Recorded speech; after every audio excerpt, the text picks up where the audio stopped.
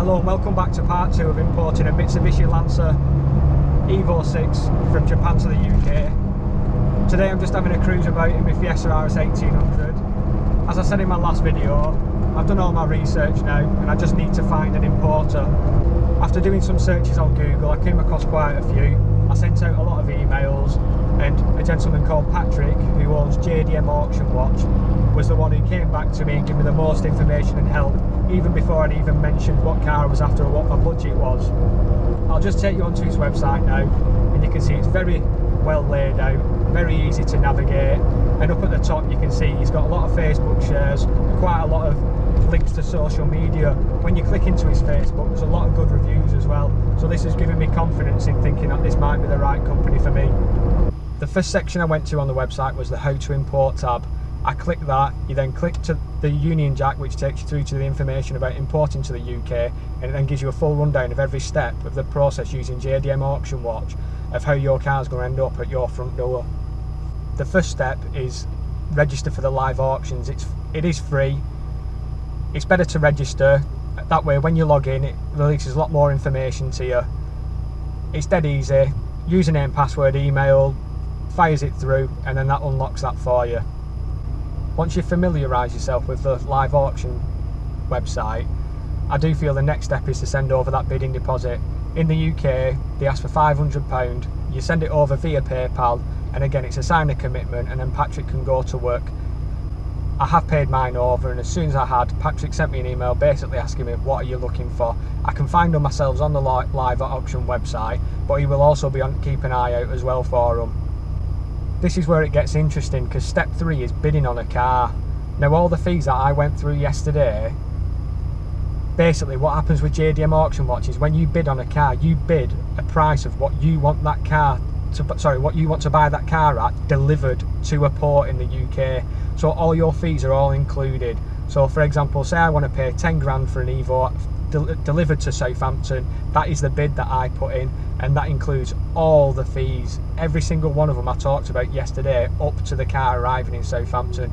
You still have to get it transported to your house, you still have to pay your MOT and get the car registered, but again this just takes care of all of them. Step 4 is 75% of the payment of the cost of the car.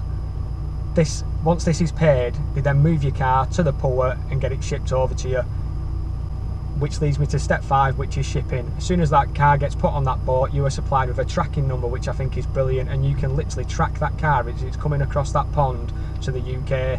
The minute it lands at Southampton, you're going to be told. Step 6 is collection. Now you can go down to Southampton or Newcastle and pick the car up yourself.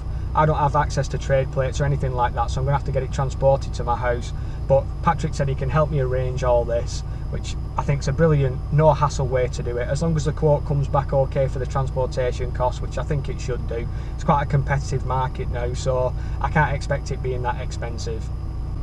So all in all, I think there's 6 very easy steps there laid out how to import a car from Japan to the UK. So if you can take into consideration there was like 14 different fees to pay when I made my video the other day looking at what I'm going to be expecting cost wise, I do think this has made the process very, very simple.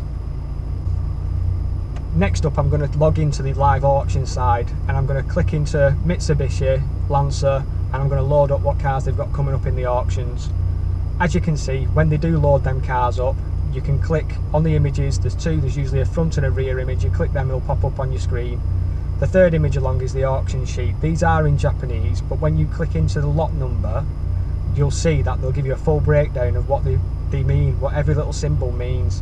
They seem to be quite honest on these auction sheets and give a fair representation of what the car is. When you click into the lot number, that then releases more pictures, it releases a bigger auction sheet, and it also allows you to see the breakdown of what each individual symbol means that they've marked on that for the description. I've spoken to Patrick and told him that I'm after a Mitsubishi Lancer Evolution 6.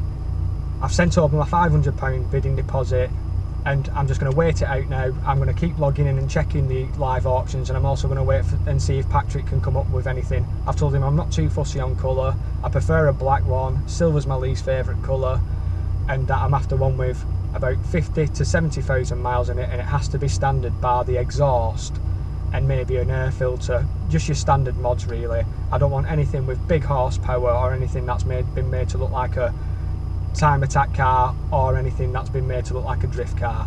So fingers crossed Patrick pulls through and manages to find me a car. The next video is going to be hopefully when he's found me a car and me placing a bid on one, so keep coming back. Click that like button down below, please subscribe. I hope you're watching these videos as I try and import this car from Japan, and hopefully the end goal is going to be ending up with a car that's cost me a lot less than I'd buy one for over here, and I end up with a car that I've imported myself. Thanks for watching.